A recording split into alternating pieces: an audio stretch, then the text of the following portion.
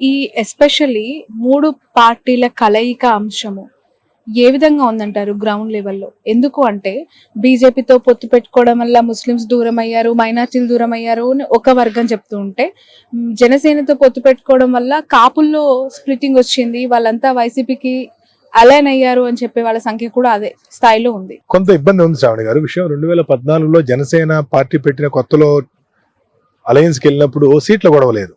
ఆ రోజు జనసేన సీట్లు అడగలేదు, కేవలం సపోర్ట్ చేశారు కాబట్టి అసలు గోల్ లేదు. ఓట్ ట్రాన్స్ఫర్ విషయం లేదు, లీడర్కి ఏ సీట్ ఇవ్వాలి ఇవ్వండి. కానీ 2024లో వాళ్ళు ఖచ్చితంగా 50 సీట్లు మా జనసేనకి ఇస్తాయని జనసేన శ్రేణులన్నీ ఆశించినాయి.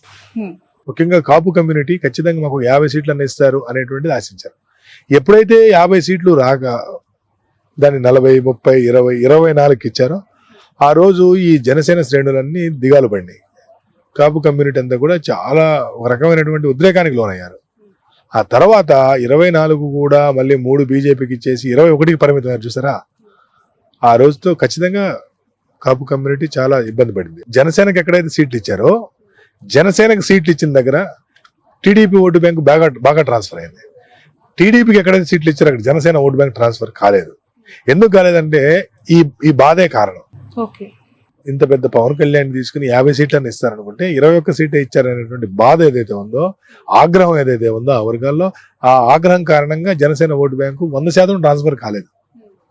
సో కాబట్టి జనసేన టీడీపీ అలయన్స్ సరే ఈ రోజు కనీసం టీడీపీకి సీట్లు పెరుగుతున్నాయి, జనసేనకి సీట్లు పెరుగుతున్నాయి, బీజేపీ పెరుగుతున్నాయి. కాబట్టి అధికారంలో రాలేకపోయినా కూడా టీం లేదంటే ఆ కూటమి సక్సెస్ అయినట్టే, గతం కంటే ఎక్కువ సీట్లు సాధిస్తుంది కాబట్టి. Okay, right. ఎస్పెషలీ ఈ సోషల్ ఇంజనీరింగ్ అనే పదం ఈ 2024 ఎన్నికల్లో చాలా ఎక్కువగా అనిపించింది. మొదటగా దాని మీద అనాలిసిస్ చేసిన వ్యక్తి ఆరా మస్తాన్. గ్రౌండ్ లో మీకు వెళ్ళినప్పుడు ఎలాంటి రియాలిటీస్ కనిపించాయి? ఎస్పెషల్లీ బీసీలు గంపగుత్తగా టీడీపీకి కొన్ని సంవత్సరాలుగా అలైన్ అయి ట్రావెల్ అవుతున్న వాళ్ళని జగన్ ఏ విధంగా చీల్చాడు, బీసీ కమ్యూనిటీ ఏ విధంగా అలైన్ అయింది? శ్రవణి గారు, జగన్మోహన్ రెడ్డి గారు ఈ రాష్ట్రంలో ఉన్న సామాజిక వర్గాల నాడి పట్టుకున్నారంటంలో సందేహం లేదు. చూడండి, మనందరూ తెలుసు ఫలానా కులం అంటే ఈ పార్టీకి అనుకూలం, ఫలానా కులం అంటే ఈ పార్టీ అనుకూలం, మనం అందరూ అనుకుంటూనే ఉంటాం, జనరల్ అది కామన్. దీన్ని పొలిటికల్ ఎఫినిటీ అంటారు. అంటే పొలిటికల్ ఎఫినిటీ గ్రూప్స్.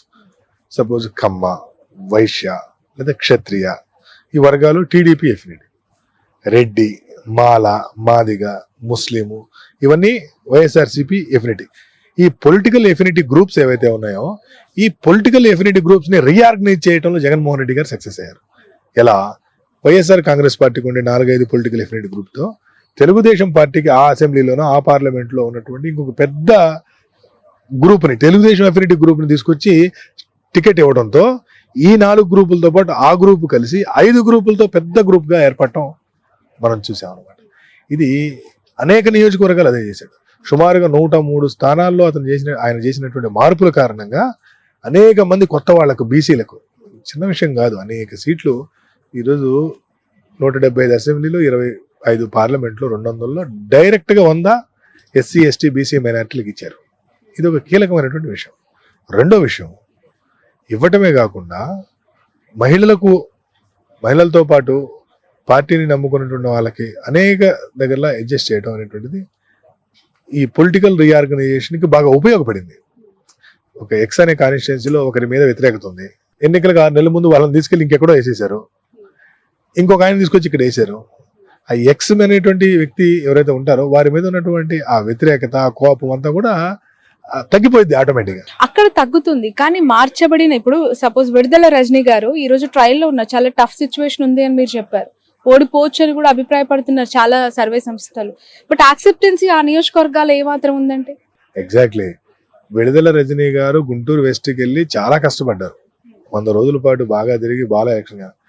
విడుదల రజనీ గారు కాకుండా ఇంకెవరైనా సరే, విడుదల రజనీ గారు కాకుండా ఇంకెవరైనా సరే అక్కడ ఆ మాత్రం పెర్ఫార్మెన్స్ ఇచ్చేటువంటి పరిస్థితి లేదు.